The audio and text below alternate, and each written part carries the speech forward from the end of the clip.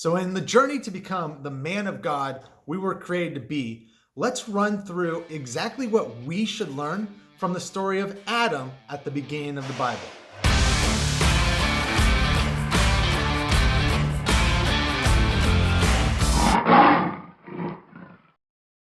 So the story of Adam, it can be found in Genesis 1:24 through 2:21.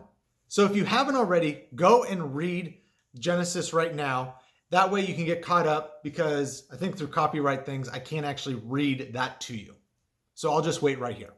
All right, now that you've read the story of Adam, let's take a look at kind of what is going on. Well, first, before Adam, we have the story of creation. 7 days, and it's on day 6 that God creates Adam. The thing that I found most interesting is Adam was created in the image of God. But what does that actually mean, image of God? Does that mean physically, spiritually, emotionally? What does that actually look like? And I personally believe that the image of God that we were all created to have really comes down to what separates us from animals, and that's our humanity. The fact that we can reason, can come up with a moral compass, that we know what's right from wrong, that really is, I think, the foundation of what makes us different than animals, but truly is the defining key to what it says in the Bible, that we are created in the image of God, that Adam was created in the image of God, that we also are. After God creates Adam, there's 4 real things that God tells him he needs to do.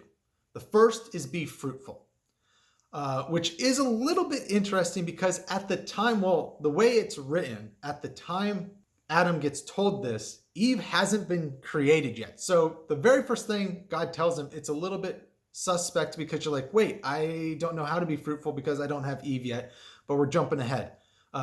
So that's a little bit interesting. And I don't think that that truly means that us as men of God need to get married and have kids.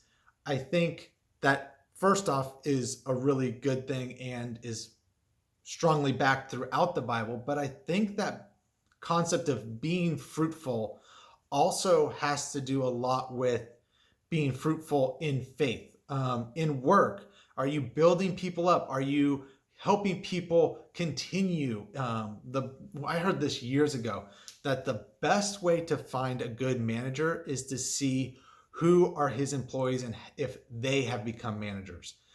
So often within the business realm, I've watched managers that climb the ladder by looking up the ladder and basically pushing more and more people below them to help build them up, instead of building up the people that technically are below them on the ladder and having those people pull them up. But the key is to be fruitful. I think that that really comes down to, yes, having kids and whatnot down the road once you're married and all that good stuff, which we're going to get to Eve and that in a second. But I think we as men need to produce work, produce something, be fruitful in that. The second thing God says is that we're supposed to rule over all living things. That's all the animals. When it comes to ruling over all the animals, I do think that the American society that we have right now doesn't take care of the animals and give them the respect for all the food that they give us and all the benefits they create for us to live. With that said, I think if you swing the pendulum over to like the PETA group, they're a little bit extreme as well. And the third thing God tells Adam is to eat seed-bearing plants, which I have a whole video about, which I'll link right up here, about seed-bearing plants. But basically what seed-bearing plants are is fruits, vegetables, beans, and nuts. The very third thing that God told Adam was a diet plan. And the fourth thing he said was to not eat from the tree of the knowledge of good and evil. So basically, half of the things that God tells Adam in the very first interaction, it seems like they had, was a diet thing. Eat this, don't eat this. So after doing all of this, God notices that Adam is lonely and he needs a suitable helper. So he creates Eve out of using Adam's rib, puts him to sleep. You read the story, you know exactly how it goes. What is interesting in this is that Adam and Eve get married basically, and become one flesh. Yes, that is figurative. I also find it very interesting that they use that term because, as you read on, the two of them felt very good naked. They hadn't yet ate from the tree of the knowledge of good and evil, so they felt great naked. So it is just interesting that they used one flesh because they basically were one. There was nothing in between the two of them. They had no defense. It was a perfect union. Now we get to the thing that Adam and Eve are known best for, the fall and the creation of sin. Basically, what started this channel was the story of Adam. I was reading it. I saw the sentence of eat seed-bearing plants, and I went, God just gave Adam a diet plan.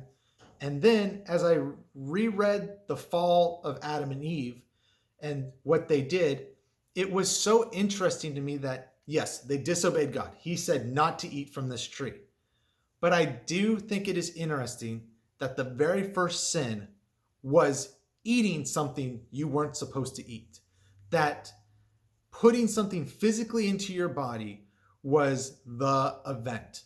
It wasn't that Adam wasn't fruitful, which was the very first thing that he said. It wasn't that Adam wasn't ruling over the animals, which was the second thing. It was the third thing that had to do with eating that led to the fall of man.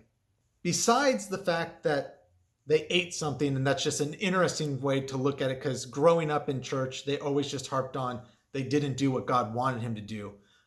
It's interesting to look at it one step further as it was by eating something they weren't supposed to eat.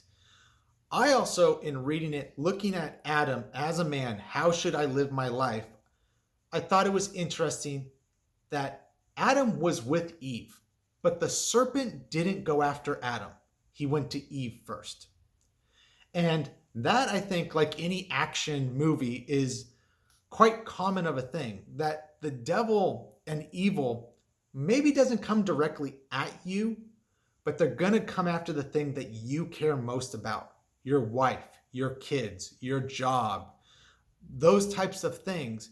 Instead of coming directly at you, Satan has a really fun way of kind of curving around and coming from flanking you, basically, to use military terms, and really attacking you. So it is interesting that even though Adam and Eve were together, the serpent comes and talks to Eve, she eats it, and then she turns around and gives it to Adam, and he just follows along. So there's two big takeaways in just this, I think it's roughly 2-3 sentences that really striked home for me. The first was Adam wasn't protecting Eve, that he should have gotten involved in the serpent coming after her, telling her lies and that type of stuff. And the second was that he didn't stand up for what he knew was right. He had gotten information directly from God saying, don't eat this fruit. But the second Eve says it, he's like, okay, yeah, why not?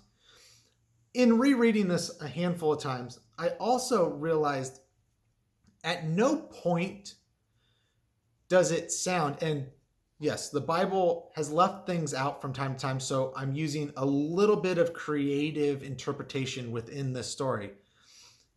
God tells Adam not to eat from the tree, but nowhere does it talk about Eve knowing she shouldn't talk from it. She knows she shouldn't, but Adam should have been there to really support her and be like, this is the right call. Don't eat from this tree.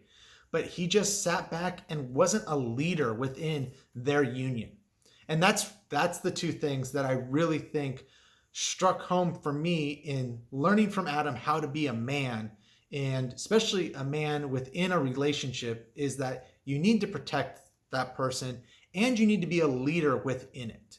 Because the Satan, serpent, devil, however you want to look at it, isn't going to come directly at you a lot of times, but he's going to come after you through the things that you love the most. And the third thing we should learn from Adam about being a man is after they eat from the tree of the knowledge of good and evil, and God finds out and comes to them, Adam blames Eve. He doesn't take personal responsibility for it at all. That, I think, is a huge thing that lacks in society today, is this victim mentality. And that a strong man would stand up and be like, yes, I did this, I was wrong, and ask for forgiveness, talk it through, and maybe the results would have been a lot different. So God punished Adam and Eve, kicked them out of Eden, and because of that, women now have labor that's painful, and Adam had to work the land to get fruit and food. He was given the buffet of life of food and never needed to worry about providing for him and his family. But because he didn't listen to God, he now had to work harder to live a life. So the main takeaways I got from reading the story of Adam was that as a man of God, we should learn from Adam, sadly, a lot of things not to do. We need to protect the ones that we love. If Satan is going to come after us, he's going to go through the people that we love, and we need to be able to protect them, educate them, and make sure that they know that we're there for them and all that they need. And we can do that by basically, the second thing is being a leader, educating, letting our loved ones know that we love them, that we have their back, and informing them of what God is doing in our life. If Adam would have really harped harder to Eve about his relationship with God and what God told him he needed to do as a man, Eve would have, I would hope and would logically think, would have respected that and realized that eating from the tree of the knowledge of good and evil was not what they needed to do. And the third final thing I think we need to learn from Adam in the Bible is that we need to take responsibility. I get it. I'm not perfect. I've sinned. I've done some really dumb stuff in my life. But it was in those moments that I took responsibility that I really found how to learn from it, but also the damage didn't seem to be as bad as then the times that I didn't take responsibility for my actions. So those were my main takeaways from just reading about Adam in the Bible. And I would love to know what your main takeaways were. My main 3 ones is that we need to be protectors, we need to be leaders, and we need to take responsibility. What are the things that you learned from reading the story of Adam in the Bible? I would love to know in the comments down below. Thank you so much for watching this video. If you haven't already, hit that subscribe button. I never want you to miss one of the faith-based fitness videos that I create. After you've subscribed, check out one of these 2 videos. They're going to be perfect to help you transform your body into the temple God created it to be. Once again, thank you. God bless. Finish strong. And I'll see you in the next video.